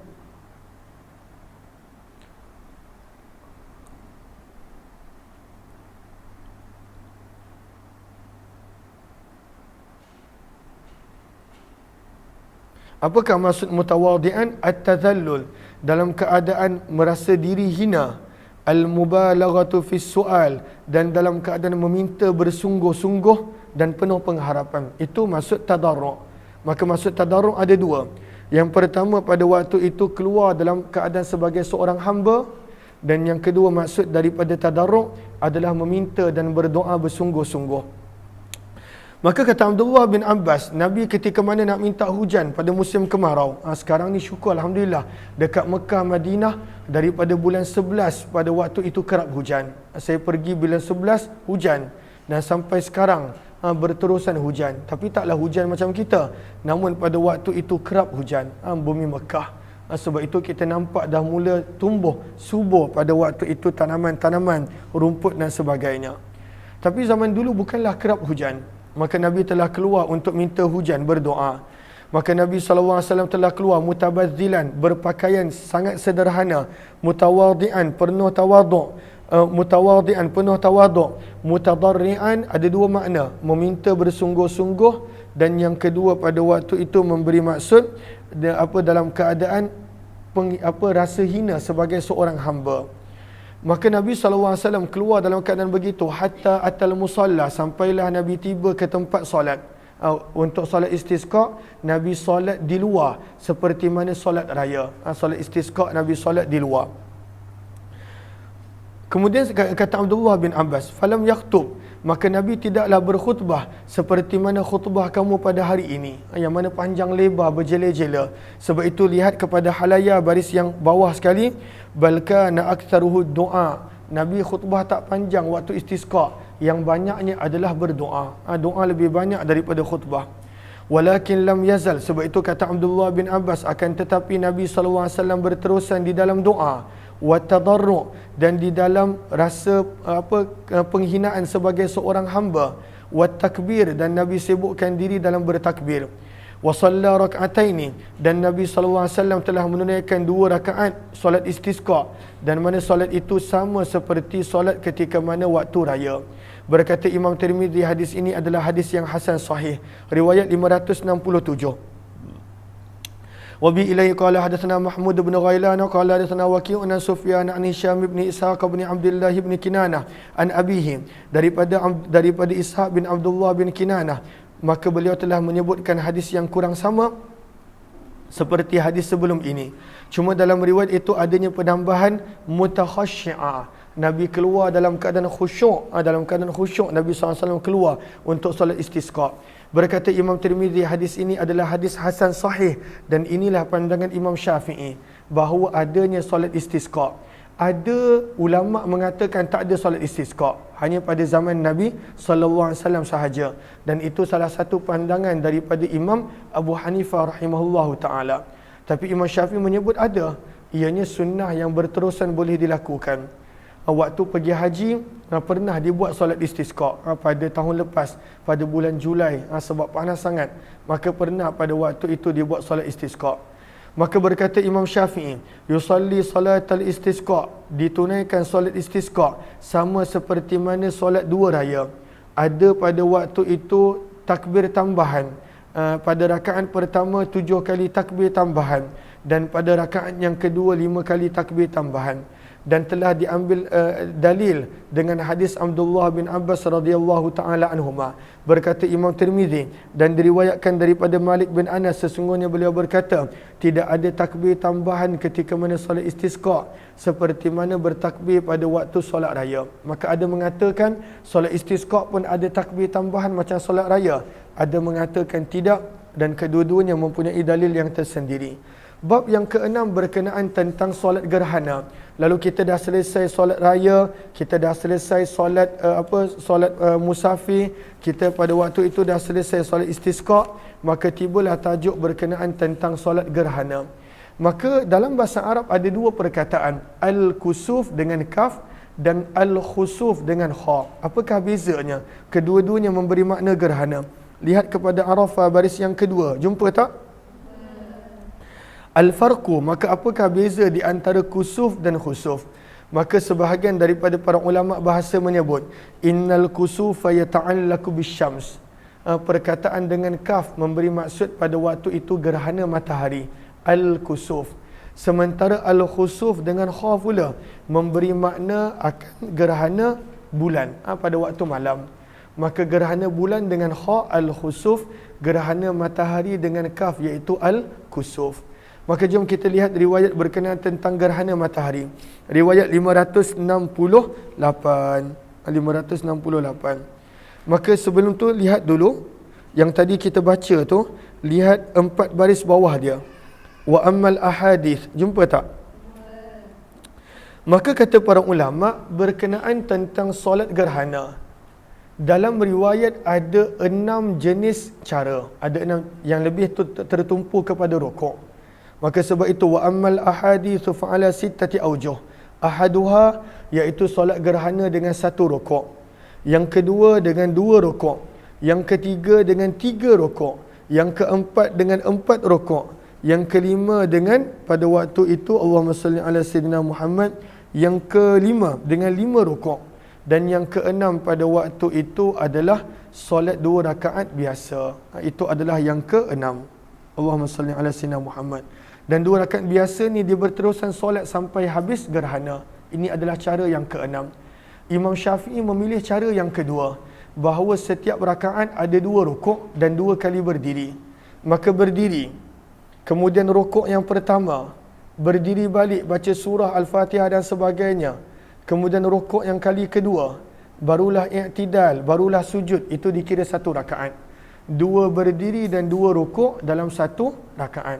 Ini adalah pandangan Imam Syafi'i rahimahullahu ta'ala. Allahumma salli ala sayyidina Muhammad.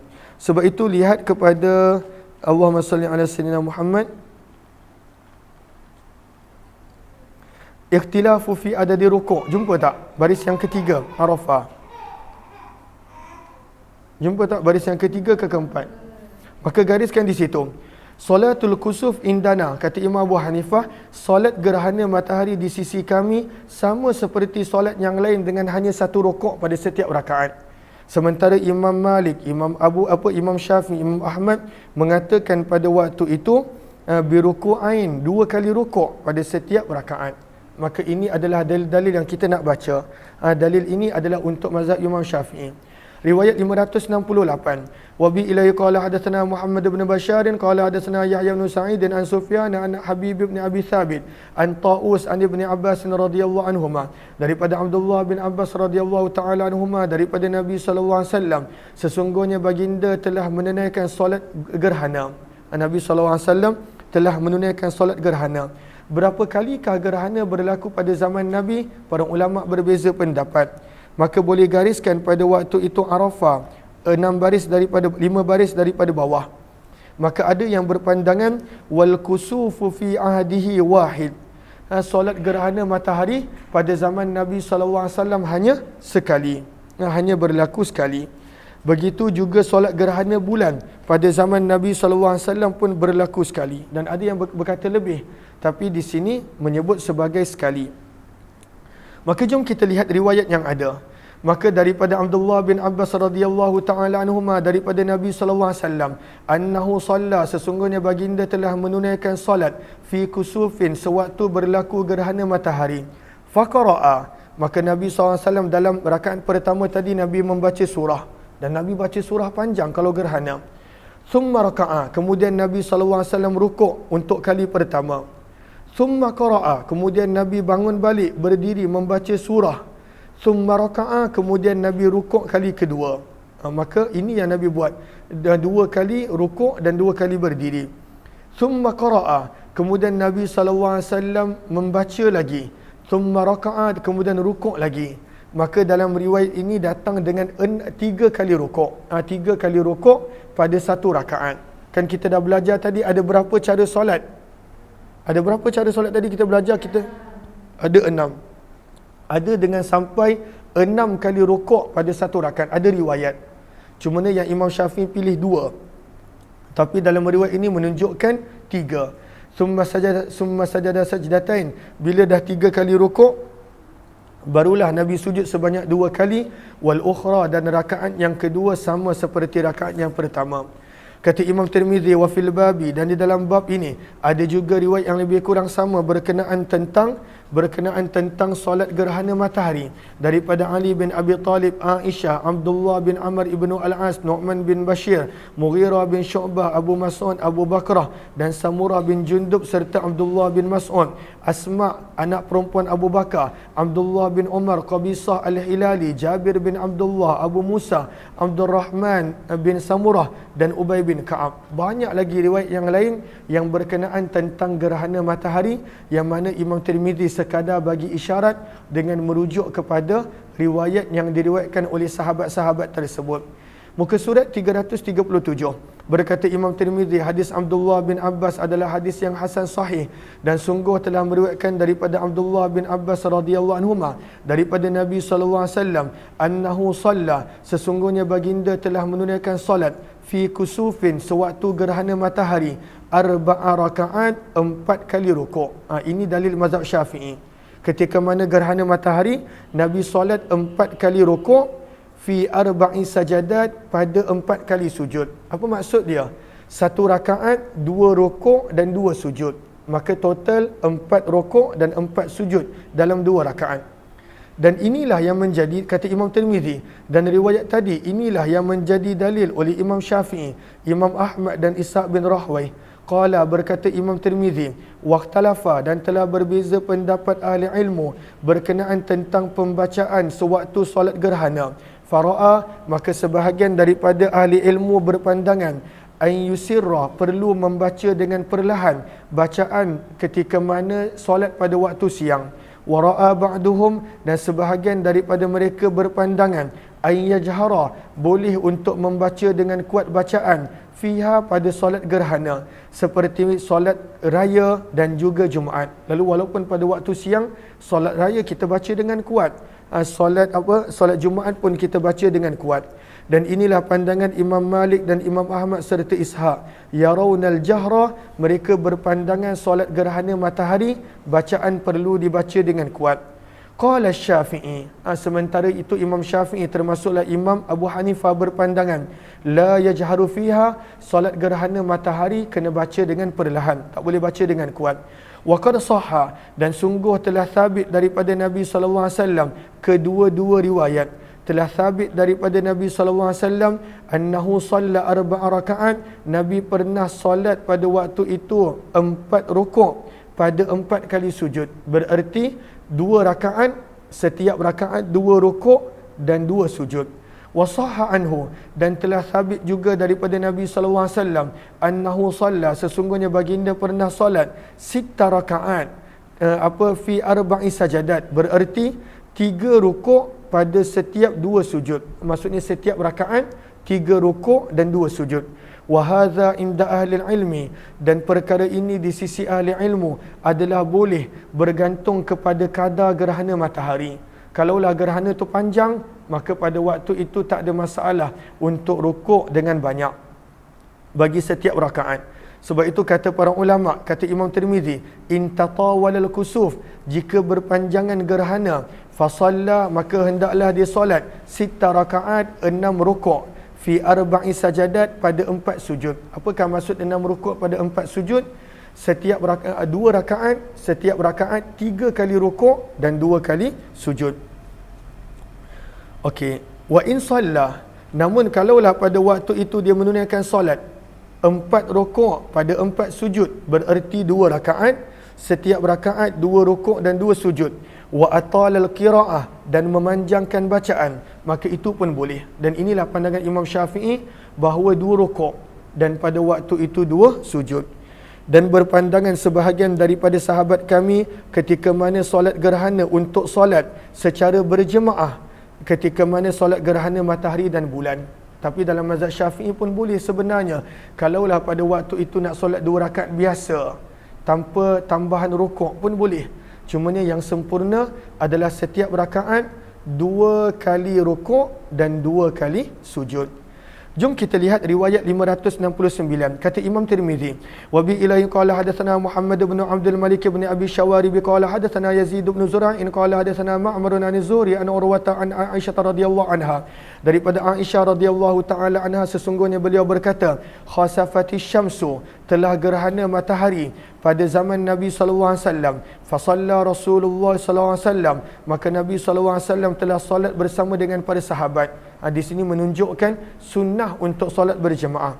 Fa atala al-qiraah, maka Nabi telah memanjangkan bacaan. Thumma raka'a, kemudian Nabi rukuk. Fa atala ar-ruku', kemudian Nabi panjangkan rukuk. Thumma rafa'a ra'sah, kemudian Nabi sallallahu alaihi wasallam angkat kepala. Fa atala al-qiraah, Nabi sambung balik bacaan dengan Fatihah dengan surah, dan Nabi panjangkan. Wahiyya dunal awal, namun berdiri yang kedua ini, kata Aisyah, kurang daripada berdiri yang pertama yang lebih panjang. Thumma raka'a, kemudian Nabi rukuk untuk kali yang kedua. Fa atala ar-ruku', dan Nabi panjangkan rukuk. Wa huwa dunal awal, namun rukuk yang kedua ini pendek dan pendek sedikit berbanding rukuk yang sebelumnya. Thumma rafa'a ra'sah, kemudian Nabi angkat kepala i'tidal. Fasajada, lalu baginda sujud. Thumma fa'ala dhalika fi raka'ati tsaniyah, kemudian Nabi ulang balik perkara yang sama pada rakaat yang kedua. Ini menjadi dalil untuk mazhab Imam Syafi'i bahawa solat gerhana 2 kali rukuk, 2 kali berdiri dan 2 kali sujud untuk setiap rakaat. Wa bihadzal hadis, dan dengan hadis inilah Imam Syafi'i, Imam Ahmad bin Hanbal dan Ishaq bin Rahway berpandangan, yarawna, mereka berpandangan, solatul kusuf, solat gerhana matahari itu adalah 4 rukuk pada 4 sujud. 2 rakaat. Setiap satu rakaat 2 kali, dan kemudian setiap rakaat 2 kali sujud dan 2 kali rukuk.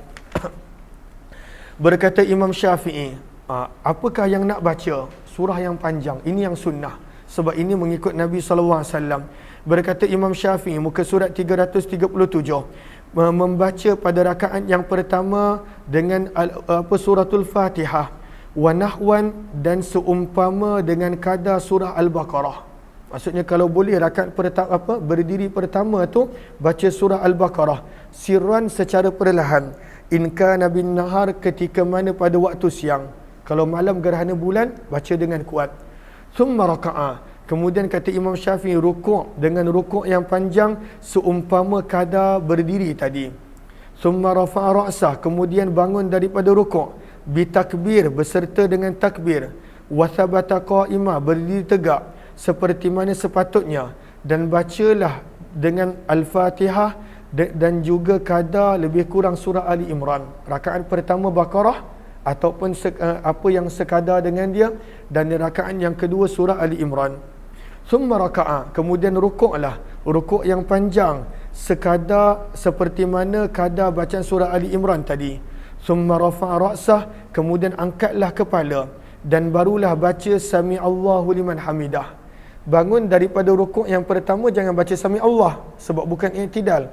Bangun daripada rukuk yang pertama, Allahu Akbar, bangun dengan takbir. Cuma bangun daripada rukuk yang kedua, barulah dengan Sami Allahu liman hamidah. Bila dah selesai 2 kali berdiri dan 2 kali rukuk untuk rakaat pertama, summa sajada sajdatain, kata Imam Syafi'i, hendaklah sujud 2 kali, tammatain, dengan sempurna. Wa yuqimu, dan pada waktu itu berterusan pada setiap sujud dengan kadar yang lebih kurang sama sewaktu dia berada ketika rukuk. Summa qama, kemudian bangun untuk rakaat yang kedua. Rakaat kedua tapi berdiri yang kali ketiga. Maka hendaklah dia baca suratul Fatihah dan surah yang kadar seperti suratul Nisa, satu suratul Nisa. Kemudian rukuk dengan rukuk yang panjang, kadar yang sama seperti kadar dia membaca Al-Quran tadi. Kemudian hendaklah diangkat kepala dengan takbir. Bangun daripada rukuk yang ketiga ini, Allahu Akbar, dengan Allahu Akbar, sebab dia nak pergi qiyam, bukan nak pergi i'tidal. Maka pada waktu itu berdiri tegak, kemudian bacalah lebih kurang daripada suratul Ma'idah. Kemudian rukuk dengan rukuk yang panjang dengan kadar yang sama dengan bacaannya. Kemudian angkatlah kepala seraya membaca Sami Allahu liman hamidah. Kemudian buatlah 2 sujud, kemudian tasyahud dan salam. Maka ini cara Imam Syafi'i mengambil hadis Aisyah dan Abdullah bin Abbas tadi, bahawa solat sunat gerhana pada waktu itu 2 rakaat, setiap rakaat 2 rukuk dan juga 2 sujud. Bab yang ke-7 berkenaan tentang bagaimanakah cara bacaan ketika mana solat gerhana. Lihat kepada Arafah, maka gariskan di situ. Maka berkata Imam Ahmad dan Imam Abu Hanifah, baca dengan suara yang kuat. Berkata Imam Syafi'i, maka baca dengan suara yang perlahan. Minta maaf, Imam Abu Hanifah baca dengan perlahan, hanya Imam Ahmad baca dengan kuat. Apakah riwayatnya? Jom kita lihat. Riwayat 570. Wa bi ilaihi qala hadatsana Mahmud bin Ghailan qala hadatsana Waqi'un qala hadatsana Sufyan an al-Aswad bin Qais an Tha'labah bin Ibad an Samurah bin Jundub qala, telah berkata Samurah bin Jundub, shalla bina Rasulullah sallallahu alaihi wasallam, Nabi sallallahu alaihi wasallam telah mengimamkan kami salat fi kusufin, sewaktu gerhana matahari. La nasma'u lahu sauta, kami langsung tidak mendengar sebarang suara daripada Nabi. Bererti Nabi waktu solat gerhana, Nabi membaca dengan kadar yang perlahan. Kata Imam Tirmizi, dan di dalam bab ini ada juga riwayat daripada Ummul Mukminin Aisyah yang kita dah baca pada riwayat 569 tadi. Allahumma salli ala Muhammad. Berkata Imam Tirmizi, hadis Samurah bin Jundub adalah hadis yang hasan sahih gharib, dan sungguh telah mengambil pandangan ini sebahagian ahli ilmu, dan inilah pandangan Imam Syafi'i bahawa waktu gerhana matahari dibaca dengan perlahan. Ini dalilnya. Riwayat 571. Wa bi ilayhi qala hadatsana Abu Bakr bin Muhammad bin Aban qala hadatsana Ibrahim bin Sadaqah an Sufyan bin Husain an Az-Zuhri an Urwata an Aisyah radhiyallahu anha, daripada Ummul Mukminin Aisyah radhiyallahu taala anha, sesungguhnya Nabi sallallahu alaihi wasallam telah menunaikan salatul kusuf, salat gerhana matahari, wajahara, dan Nabi telah menguatkan bil qiraati, dengan bacaan fiha, pada waktu solat tersebut. Maka ini dalil yang mana Nabi pernah baca dengan suara yang kuat. Dan para ulama Syafi'i beri jawapan.